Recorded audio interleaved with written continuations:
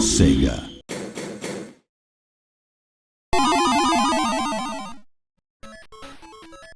If you watched my video on the original Fantasy Zone, you'll know it ended on something of a downer, as you had to destroy your dad. The sequel picks up 10 years later and sees Opa-Opa facing a similar evil force, so once again it's a chance to go and blast cute foes and try to find out who the bad guy is this time. Spoilers, it's you! Or at least your darkest impulses and desires manifested as a clone of yourself. But don't worry, your dad saves the day. Yeah, this game's a bit weird too. First, we'll look at the initial arcade version from 1988, running on Sega's System E hardware. This one I'm running using MAME. Next, we'll compare it to the 2008 remake, which was released initially in a PlayStation 2 compilation, but also ported to a genuine arcade cabinet. Again, I'll run this in MAME. Finally, we'll compare it to the PC trial version, and explain why there's a demo for a game that isn't even available on the PC. When the first Fantasy Zone game turned out to be a hit, Sega ported it to their home console of the time, the Sega Master System, aka Sega Mark III in Japan. This also sold well, leading Sega to make a sequel for the Master System.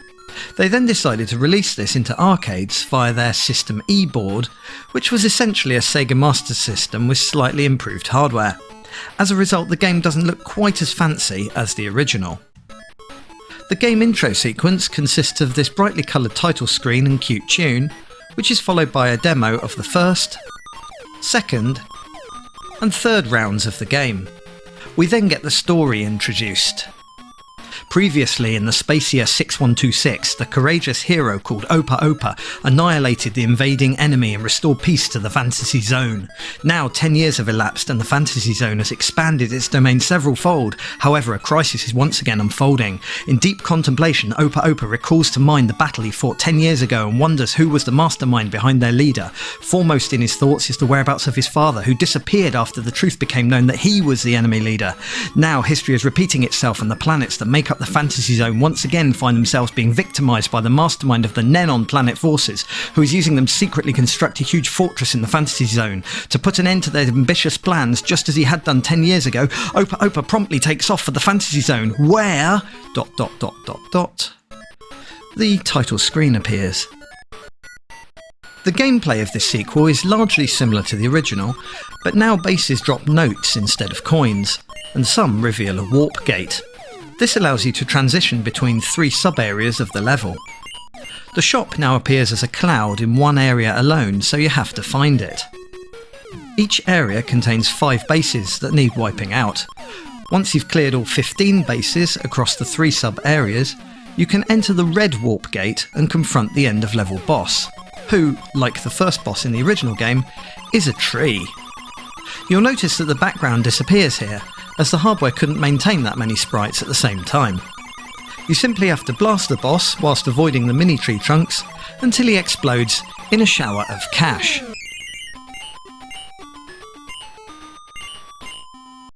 The second round begins with more complicated enemy patterns and a totally different location. As you can see, I get caught out easily here, and whilst I get through a warp gate, it isn't long until I'm dead. As this is based on the Master System version, there's no continues here, which makes for a hard game. Now, enjoy a minute of this one so you can hear the cute little tunes.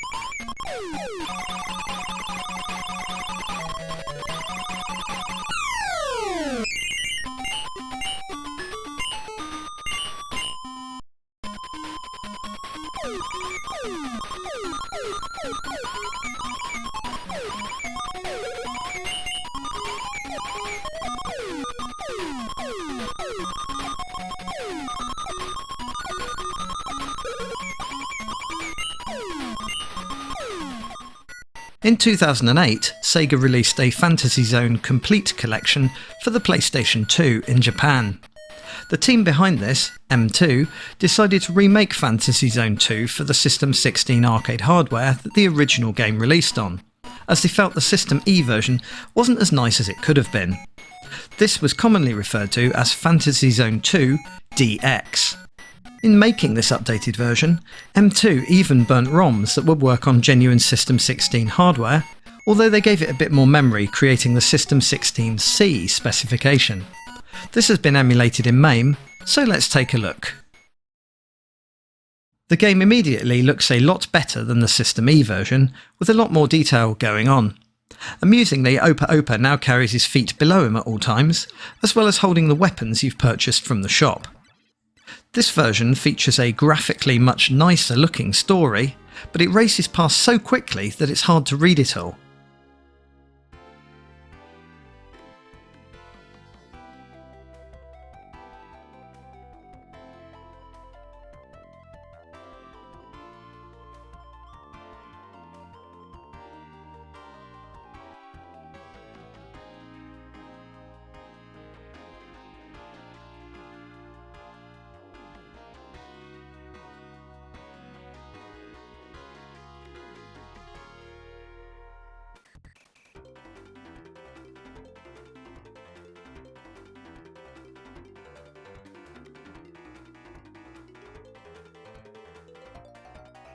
At least it still goes, where ... The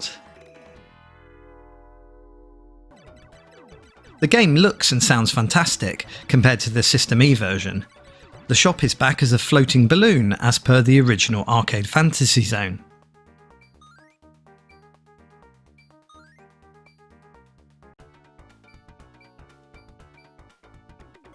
The warp gates in this game are a bit different, as they switch between the light side and the dark side, as shown here. The shop doesn't appear in the dark side, and it's generally harder, with a cannon that tracks and fires at you. Unlike the System E game, you don't have to destroy bases in 3 sub-areas, you just need to destroy all the bases shown on the radar at the bottom of the screen. The tree then appears, with rotating logs, but is easily dispatched if you have a decent weapon.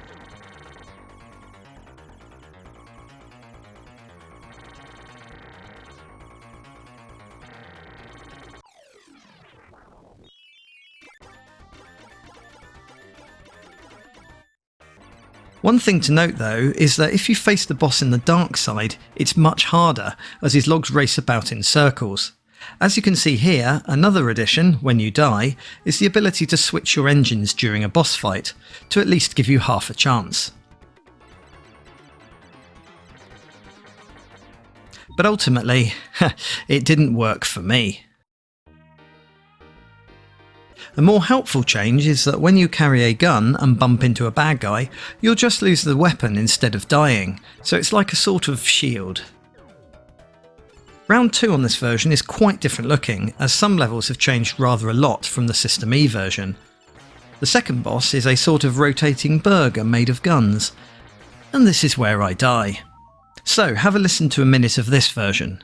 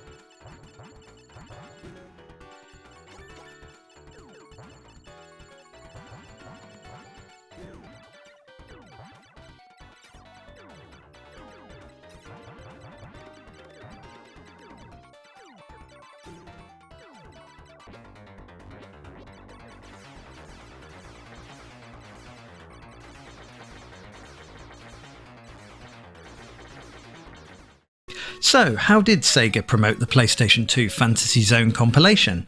Well, they did something very odd. They released a PC demo. Yep, a demo of a game you'd need to buy a Sony console to play fully. It's definitely one of the weirder approaches to advertising a game. At the time of making this video, you can still download the PC trial version, so check the description out below this video if you want to try it yourself. You might want to use the DG Voodoo 2 wrapper to ensure that it plays smoothly.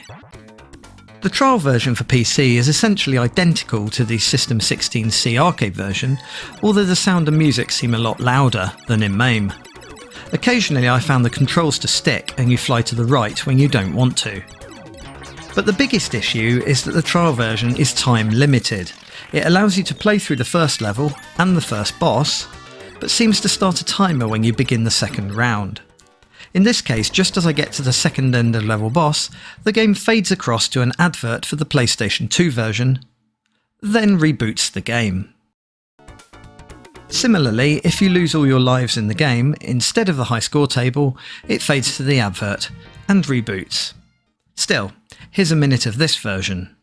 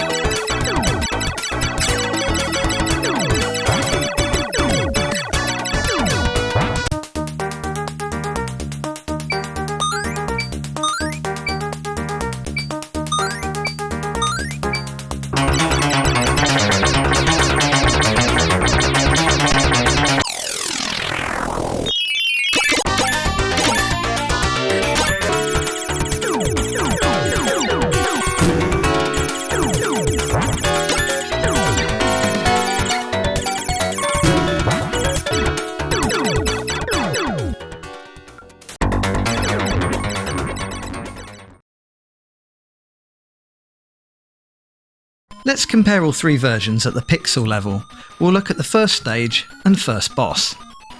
Here's where you begin the game in the System E version, wiping across to the System 16C remake, and you'll see just what a visual uplift this got.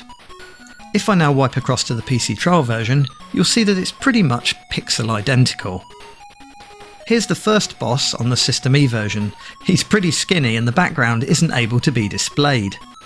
Wiping across to the System 16C version, and it's a world apart, plus the boss now has the name Woodpole.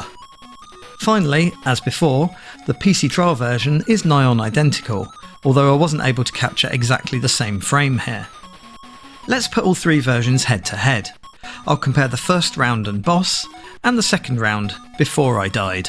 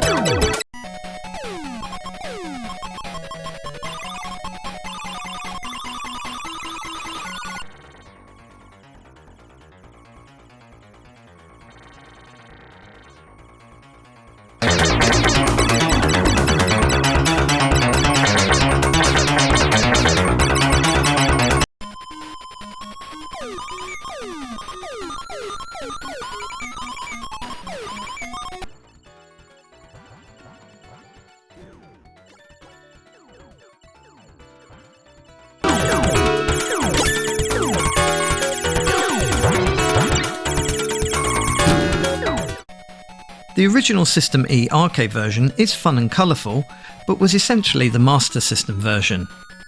The System 16C DX remake is much more colourful and plays better, with some interesting quality of life improvements. And the PC trial version is just as good, but it's a shame that it never came out fully on the PC. If you enjoyed this video on Fantasy Zone 2, The Tears of Opa-Opa, then give it a like. Or subscribe, ring the bell, and remember to destroy your darkest impulses and desires should they appear as a clone of yourself. And join me next time for a stroll through ancient Greece.